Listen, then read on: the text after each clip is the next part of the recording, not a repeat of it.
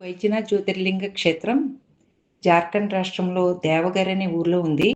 రావణాసురుడు తల్లి కోరిక మేరకు ఆత్మలింగం తేవడానికి శివుని కోసం ఘోర తపస్సు చేశాడు. శివుడు ప్రత్యక్షం కావాలని రావణుడు తన 10 తలలను ఒకదాని తర్వాత ఒకటిగా బలిగా అర్పించాడు. దీంతో సంతోషించిన శివుడు గాయపడిన రావణుడిని నయం చేయడానికి దర్శనమవుతాడు. శివుడు ఆ సందర్భంలో వైద్యునిగా వ్యవహరించినందున ఈ కోణంలో ఈ ఆలయానికి వైద్యనాథ్ అనే పేరు వచ్చిందని ఒక నమ్మకం. ఈ క్షేత్రంలో ఉన్న అమ్మవారిని 51 శక్తిపీఠాలలో భాగంగా హృదయం పడిందని చెప్తారు. అమ్మవారి పేరు జయదుర్గాదేవి.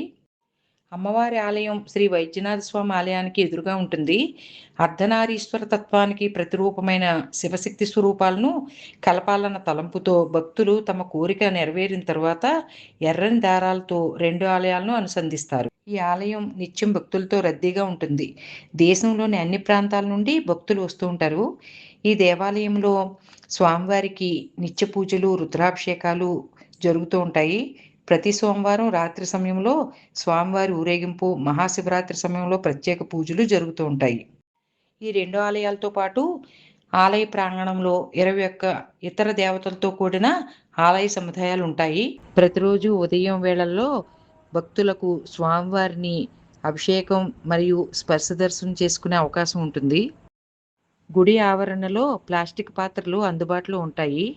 మనమే నీళ్లను తీసుకుని వెళ్ళి స్వామివారిని అభిషేకించవచ్చు.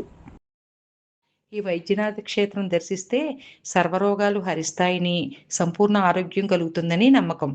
మీరు తప్పకుండా దర్శించండి. ఓం నమః శివాయ. హర హర మహాదేవ్.